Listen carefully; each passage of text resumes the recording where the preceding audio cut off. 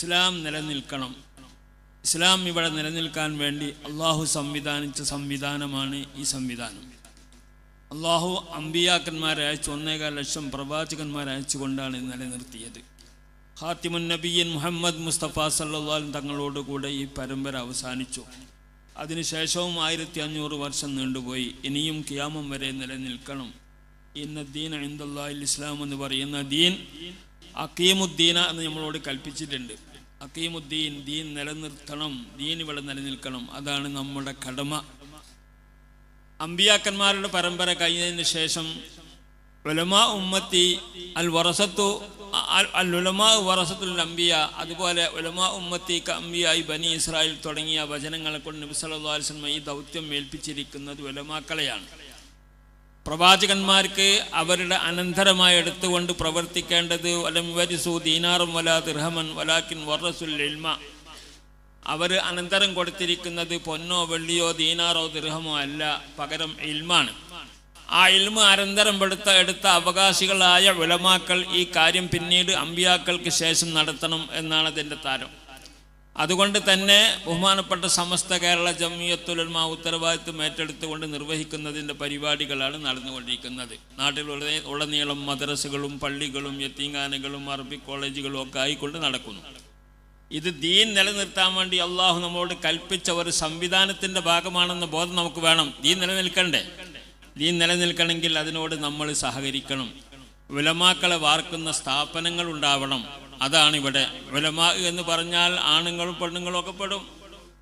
പെണ്ണുങ്ങൾ റസൂൽ കരീം സല്ലല്ലാഹു അലൈഹി വസല്ലം ഭാര്യമാരൊക്കെ വലിയ ആലിമത്തായിരുന്നു, സഹബാക്കൾക്ക് ഓതിക്കൊടുത്ത ആൾക്കാരായിരുന്നു. അങ്ങനെ ഇസ്ലാം പെണ്ണുങ്ങളെ മാറ്റി നിർത്തിയിട്ടൊന്നുമില്ല, അതിൻ്റെ ഭാഗം തന്നെയാണ്. പ്രത്യേകിച്ച് കുടുംബം നന്നാവാൻ പെണ്ണുങ്ങൾ നന്നാവണം, കുട്ടികളൊക്കെ നന്നാവണമെങ്കിൽ. അതുകൊണ്ട് ആലിമത്തായ പെണ്ണുങ്ങൾ വേണം, അതിൻ്റെ സംവിധാനവും. അതുപോലെ പുരുഷന്മാരിൽ ആലിമീങ്ങൾ വേണം, അതിൻ്റെ സംവിധാനവും എല്ലാം സമന്വയിപ്പിച്ചുകൊണ്ടുള്ള SNEC-യുടെ പരിപാടി വളരെ ശ്ലാഘനീയമാണ്. ഈ കാലഘട്ടത്തിൽ വളരെ ആവശ്യമാണ്. അതിൻ്റെ ഒരു ഭാഗമായി കൊണ്ട് തന്നെയാണ് ഇവിടെ സ്ഥാപനം നടക്കുന്നത്. ഞാനിവിടെ വരുമ്പോൾ അതിലേക്കുള്ള സംഭാവനകളൊക്കെ പിരിച്ചുകൊണ്ടിരിക്കുകയാണ്. നൗഷാദ് ബാക്കവി അത് ആ സംഭാവന കൊണ്ട് മാത്രം പോരാ, തുടർന്ന് ഇത് നിലനിൽക്കണം, ഇനിയും പുരോഗമിക്കും. ഇപ്പോൾ ഒരു ബാച്ച് കുട്ടികളാണെങ്കിൽ അടുത്ത 2 ബാച്ചാവും 3 ബാച്ചാവും അങ്ങനെ വർദ്ധിക്കും.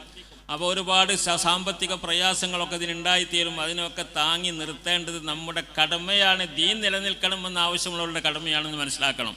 അതുകൊണ്ട് സമസ്ത കേരള ജംഇയ്യത്തുൽ ഉലമയാണ് ഇവിടെ ദീൻ നിലനിർത്തുന്ന. അള്ളാഹുവിൻ്റെ അമ്പിയാക്കൾ അനന്തരം കൊടുത്തിരിക്കുന്ന ആ സംഗതി നിർവഹിക്കുന്നത് സമസ്തയുടെ ഉലമാക്കളാണ്.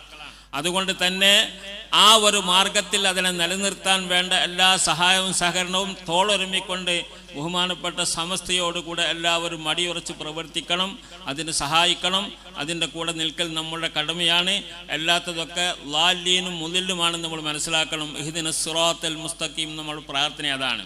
മുസ്തഖീമായ വഴിയിൽ ഞങ്ങളെ നീ ചേർക്കണമേ എന്ന് പറയുന്നു. ആ ഉലമാക്കളെ നിർവഹിക്കുന്നതിന് അതിന് എല്ലാ നിലക്ക് പിന്തുണയും സഹായം ചെയ്തിട്ടില്ലെങ്കിൽ അവർ ളാലീൻ മുദില്ലാവും എന്നുള്ളത് നമ്മൾ മനസ്സിലാക്കണം. അതുകൊണ്ട് തന്നെ എല്ലാവരോടും ഈ അവസരത്തിൽ കുറഞ്ഞ സമയത്തുള്ള ഈ ആശംസാ പ്രസംഗത്തിൻ്റെ അളവിൽ എനിക്ക് പറയാനുള്ളത്, എല്ലാവരും സമസ്തയോടൊട്ടി നിന്നുകൊണ്ട് ഇത്തരം സംരംഭങ്ങൾ വിജയിപ്പിക്കണം. മറ്റൊരു ലക്ഷ്യവും ഇതിനില്ല.